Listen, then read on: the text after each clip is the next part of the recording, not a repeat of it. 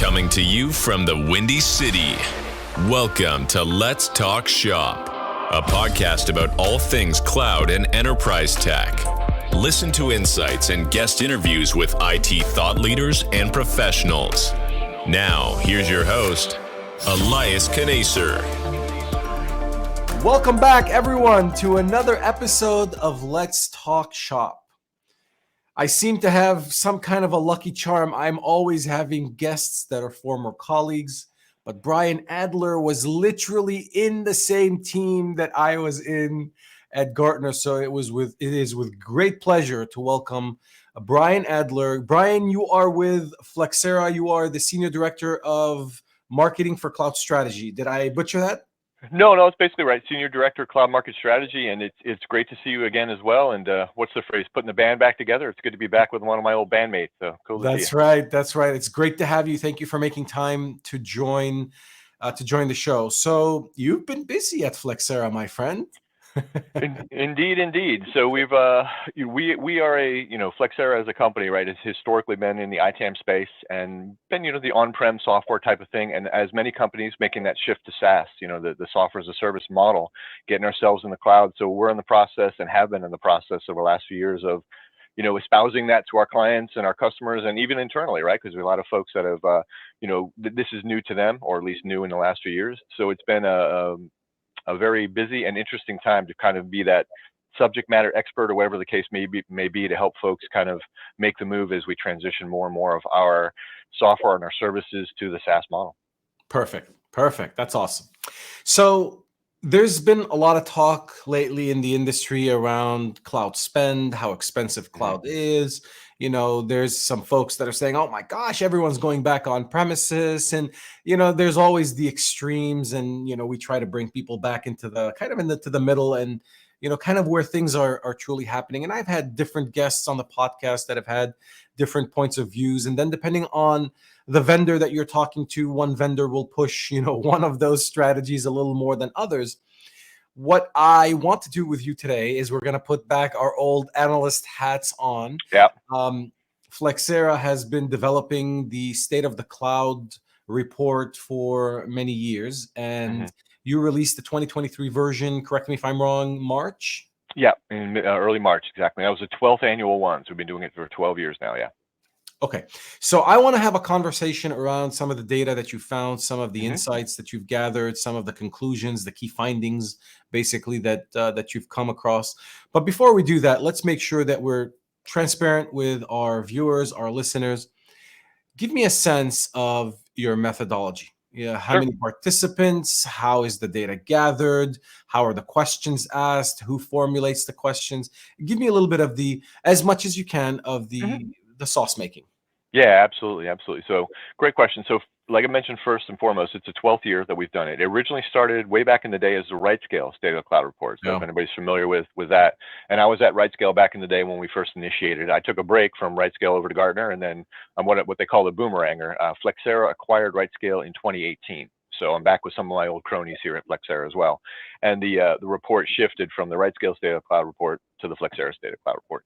So back in the day, it was, as many folks as we could get to kind of, to answer. We were a little scrappy startup, but as we started to gain momentum and started to gain some sort of reputation in the space, we've now transitioned it to every year we talk to at least 700. It's usually around 750. I believe this year was exactly 750 global respondents that are involved in cloud computing in their organization in some way, shape, or form.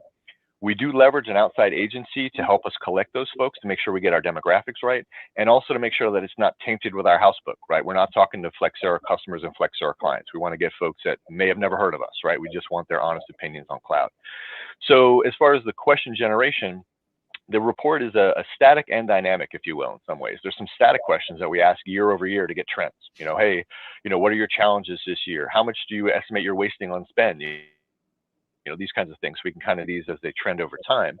And then it's also dynamic in terms of new technologies, as we know, right? What's the Moore's law, 18 months, what's more like, 5 months in the cloud, there's something new, right, coming along. So we shift the questions to accommodate things like, 10 years ago, we weren't asking about serverless or containers, those kinds of things. And obviously now we are. So parts of it are static, parts of it are dynamic. We use feedback from our customers. We use feedback from the industry. We talk to analysts still at, all the analyst firms. I'm now on the other side of the table, which is interesting, when we talk to the folks at Gartner and the other analyst firms and get their feel for what they think is relevant and important and what's coming up. So that's sort of how the questions are formed and evolve over the years.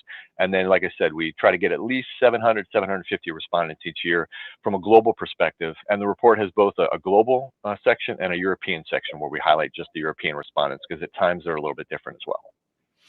So the typical respondent to the survey is CIO. Is it engineer, architect, a mix? What are you seeing? Yeah, absolutely a mix. So, for example, I'm actually pulling up over here. So the mix that we usually see is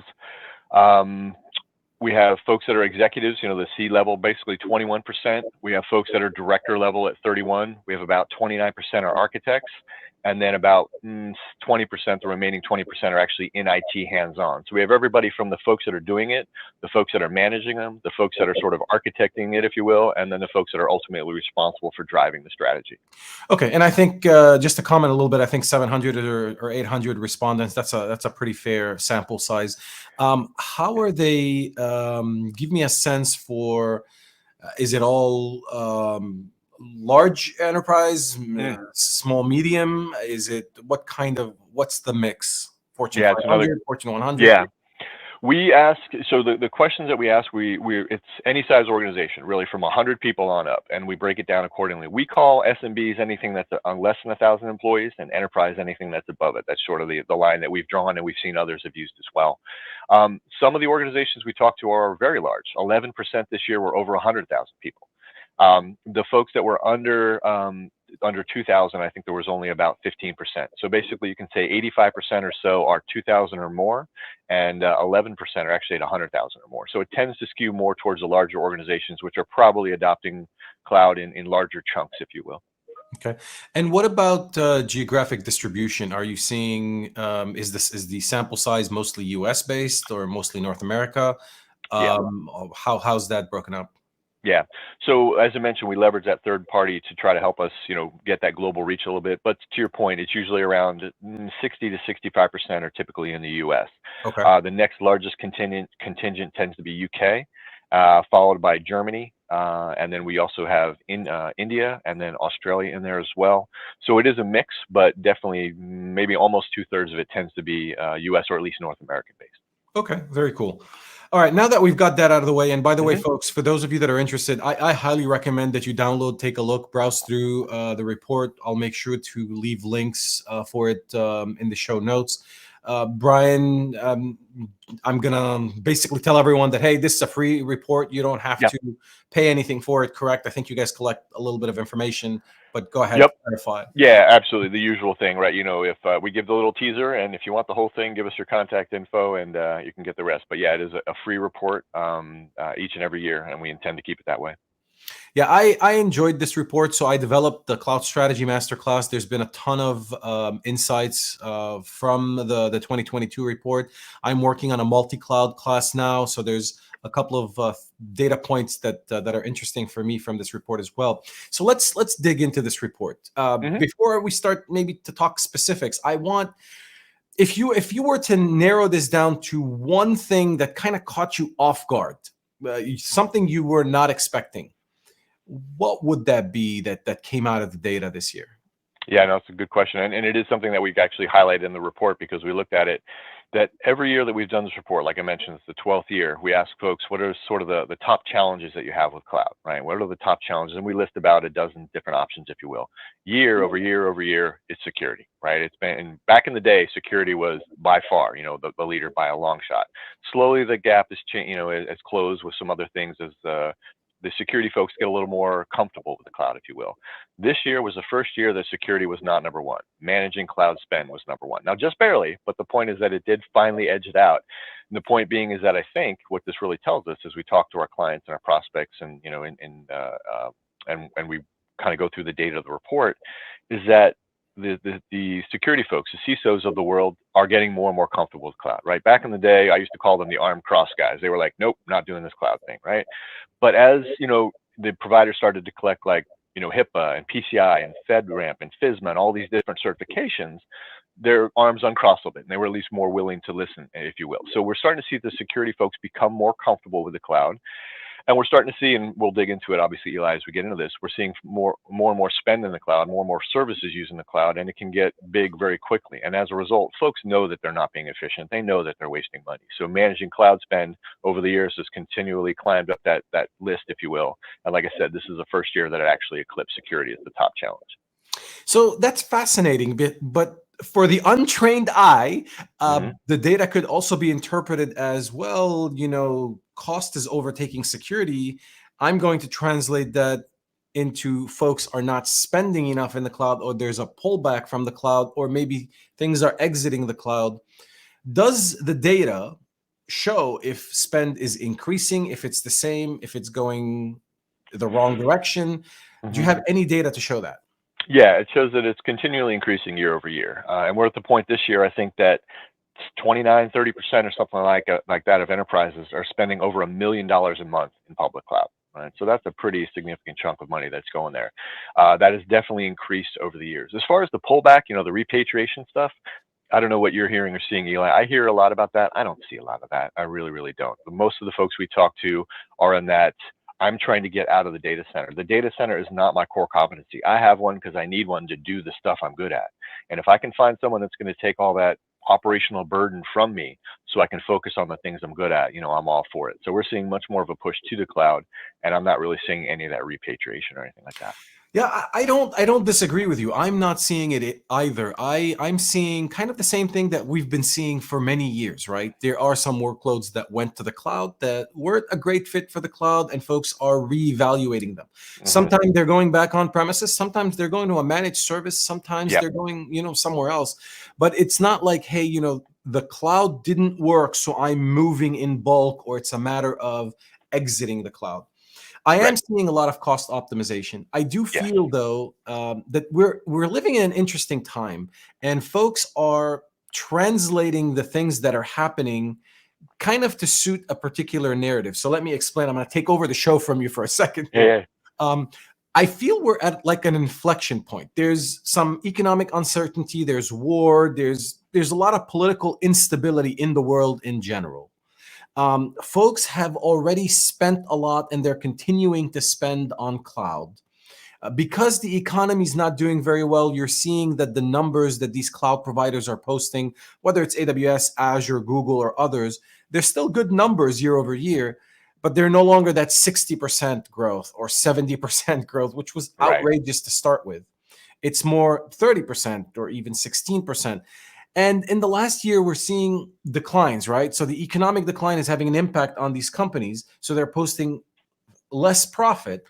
And as a result, when you look at the culmination of all of these things, some folks are making the assumption that, well, the cloud providers are declining in terms of revenue. Folks are, spending or putting a lens on their cloud spend a lot more. There's more noise happening with repatriation, which means cloud's declining. I'm not buying that, because while the cloud provider's revenue is declining year over year, so are the traditional vendors. So this is kind of impacting everyone. I'm not seeing a pullback from the cloud. I'm seeing maybe a continuous spend or static spend, but I am definitely seeing folks that are approaching the cloud with more scrutiny. They are looking to optimize. They are asking a lot of questions. I think we've hit a maturity curve where we've done a lot with the cloud. Now let's optimize the heck out of cloud is where I feel we're at. And it makes sense with the security thing. Like, I think the security folks came to it's a maturity thing. Security folks also matured. So we're starting to see kind of that balance between optimization and security. So for me, the data makes total sense. Yeah, and you bring up a great point. Is one of the things in the report as well, is we ask folks, the current economic uncertainty, right? The conflict in Ukraine, the potential impending recession, the massive tech layoffs. How are these affecting your cloud usage and spend and your budget going forward, your plans at least? And 45% said they plan to spend more than they have. 45% said no change. So really 90% of the folks we talked to said, no, what's going on here is not going to change our plans for the cloud in a negative way. So to me, what that really tells me is that when it comes time for belt tightening, cloud is not the first thing on the chopping block by a long shot, right? It's a lot of other things, and cloud is not safe. Nothing's ever safe, but it's definitely far down the list when it comes time to look for, the belt tightening aspect. Yeah. So I had a couple of heartaches with some of the data, so help me understand it a little bit. So as I was digging through the data, to me, it felt like multi-cloud declined. And let me just explain multi-cloud the way I define it, because that's a lot of the challenges come with the data, is sometimes folks are not on the same page as far as the definition of multi-cloud. When I say multi-cloud, I'm interested in folks that have multiple public cloud providers. So an enterprise that has the on-premises data center, and they have AWS and Azure, or AWS, Azure, Google, or whatever combination of public cloud providers. If I'm interpreting your data correctly, 13% of your respondents are using multiple public cloud providers. Am I correct? Correct. 13%, correct. That feels extremely low to me. Thoughts? I'm asking you a difficult question, but I'm curious. No, and I went back. We had a little back and forth, obviously, earlier about this, and I went back to the data over the last about 6 years or so, and that's remained fairly consistent, to be totally honest with you. What we're seeing more and more, and actually this year, we're actually seeing a little bit of a pullback towards using a single public cloud provider. I'm seeing folks move away from the multiple public, and the reason being is that some of the clients I've spoken to, now granted, it's a small sample size, I didn't talk to all 750 by any stretch, but what I'm hearing from multiple folks is that, the provider offerings are getting so nice and shiny, right? I'm going to be able to do database as a service was a big one that came in, right? But now we've got AI and ML toolkits, and we've had caching services and, orchestration engines for Kubernetes and all these things. And they're all native services on pick your cloud, AWS, Azure, Google, whatever the case may be. And these folks, I'm going to go back to that operational burden phrase again. They're like, this operational burden of the care and feeding of my database or my caching server, I don't have to do that. I can offload that to someone else. And okay, I'm going to standardize on this set of tools. And as a result, AWS, as an example, has all these tools that I know how to use. And I'm fairly comfortable with them at this point. And if I wanted to go ahead and do that in multiple clouds, I have to learn that similar set, if there is a similar set of tools in these other ones. So it's a training and an educational perspective that I have to take on my organization. Whereas if I focus on that single public cloud, we can just have a little catalog that says, if thou needs a database, grab Aurora. If thou needs a database, grab Cloud Spanner, or whatever the case may be, and you're on your merry way. So we're actually seeing folks, it's very smart, very slight. It's only 2%. With 750 people, 5, 6, 7, 8% that's a thing. 2% might be a thing, right? So we're definitely tracking that going forward. But I understand your comment. But what we've seen is that tends to be fairly stable, static data at this point. To be honest with you, if I were to look just at your data set, it kind of makes sense, because if folks are focusing more on cost optimization, then focusing on a single cloud provider also would make sense, because you're reducing the operational burden of managing multiple clouds. The question that's always been in my mind, and this is the question that I always ask customers, is can they even avoid multiple clouds? Most of us, if you were to ask, would probably favor, hey, I just want to be with one provider. The challenge, as I'm sure you know, we've had these discussions many times over the years. Sometimes, although it makes more sense to be with a single cloud provider, the business makes certain decisions, like an acquisition or a merger or a bunch of things, where multi-cloud becomes a reality. You just can't avoid it. But from this report's perspective, it makes sense. If we're seeing cost optimization take over security for the number one challenge, then it kind of makes sense that multi-cloud is declining here, because, well, focusing on one cloud provider will be a lot more cost efficient, because you're able to give them more time. I also agree with the services sprawl. I don't know how many times we tell these cloud providers, all the cloud providers, there's got to be an easier way to package these things. These services are there's just too many of them. It's hard to keep up. It really is. I just prepared a presentation for a different audience that I'm doing, and there's over 400,000 different SKUs in AWS at this point. There are over 400,000 ways to spend money in AWS. That's just ridiculous. Yeah, I also saw in these, since we're on this topic of cloud optimization and cost optimization, I saw in the report also that FinOps is now a thing that we can It's a put thing. data around it. So tell me a little bit about what the data says. Yeah, so this we asked folks, hey, how many of you out there have a FinOps team? Either in name or at least in function.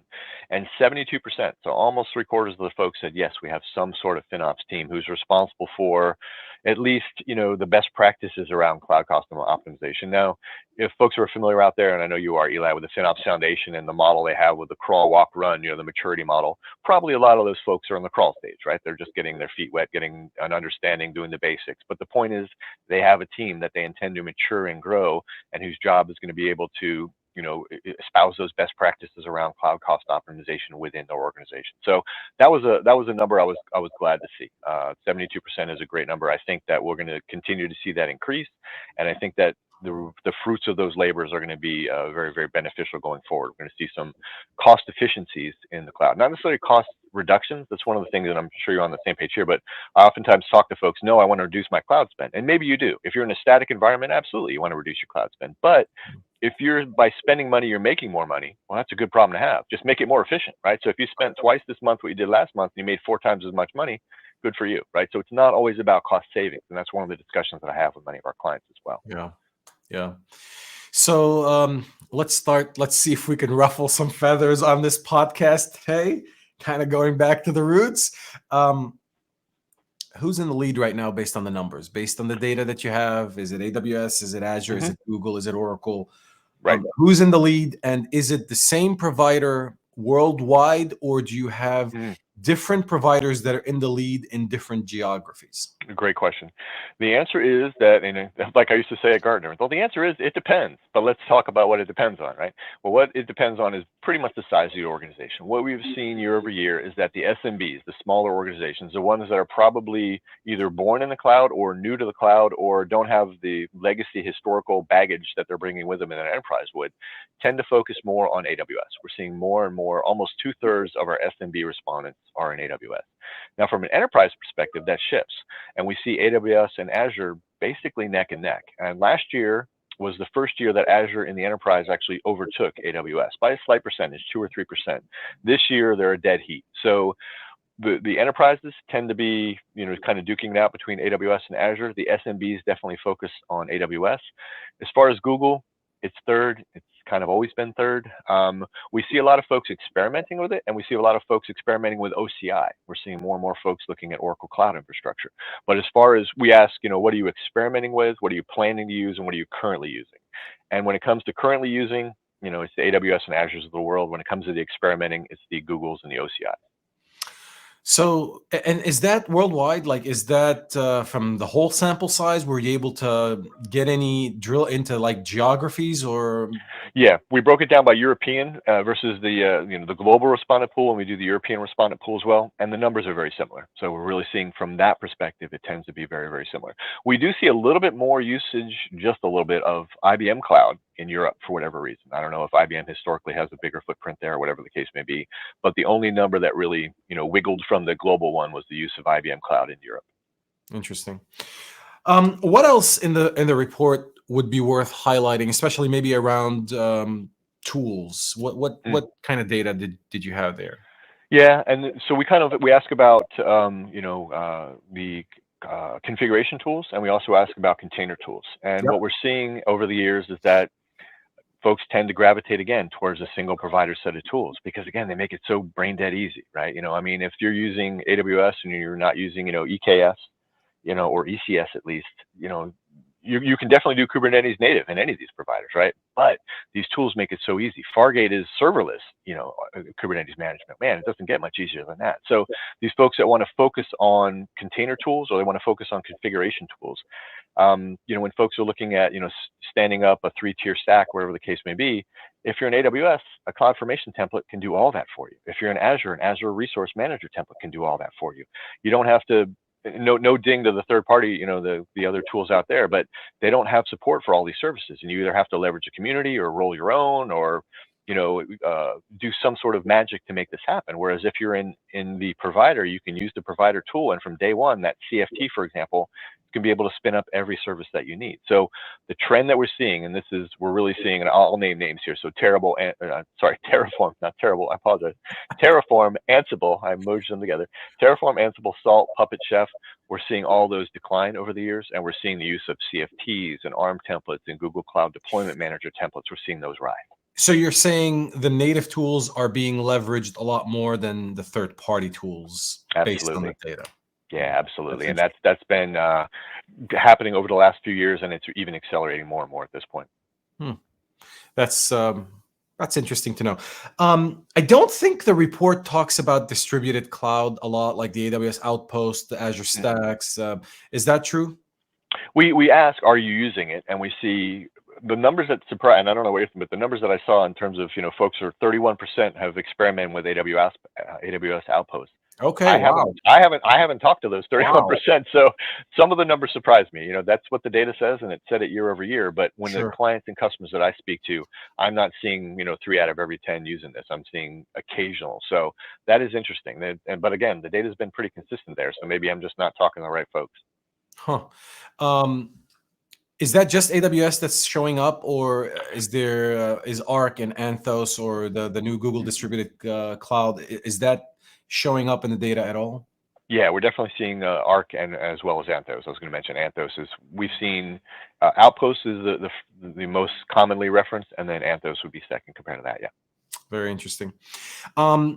So a couple of quick questions. We're kind of getting towards the end here, and I want to give you a little more time to highlight anything else that you think is relevant in the report. But if any of our listeners are interested in maybe participating in offering data, is there a way for them to get in touch? Yes, I would have to dig that out, to be honest with you. That's a great question. So like I said, we leverage that third party, and I try to stay out of that because I don't want to taint it. Sure, right? I'm the one, we do that separation of duties, or whatever the right phrase would be. I do a lot of the data analysis, and I don't want to, Schrodinger's cat or whatever, you don't want to look at it because you influence it or whatever. I don't want to be that guy, right? So I want to, stay away from that. So the answer is yes. You would have to reach out to Flexera representative, and I apologize, I can't give you a name or an organ or someone within the org that can help you there. But yes, we could definitely get you into that third-party pool. We're always looking to expand it. Like I said, we typically do around 750, but more is better, right? I mean, obviously your statistical significance or in your confidence intervals, if I remember my statistics class in college, right? All those go up when you increase the end. So yeah. And that was a tough question, I realize. Folks, if anyone's interested, though, drop me a note, or I'll leave Brian's LinkedIn contact also in the show notes. Reach out to him, and he'll find a way to kind of maneuver you through the process. Brian, I'm sure these reports are interesting because as soon as you're done publishing the report, you start working on the next report. Is there going to be any newer insights, any newer questions that you're thinking about for 2024? Are you going to double click more on distributed cloud? Like, is there any initial thoughts? I know 2023 report is just fresh off the press, but I'm just curious if you've got anything you're thinking of how to expand the report for next year. Yeah, and like I said, it's a dynamic aspect of it, right? And we kind of use the trends that we see year over year to try to drive the questions that we're going to look for going forward. So, for example, 5-6 years ago, something like that, we saw a real uptick in serverless. We saw a lot of folks that were experimenting with serverless and starting to use Lambda and Azure Functions, Google Functions.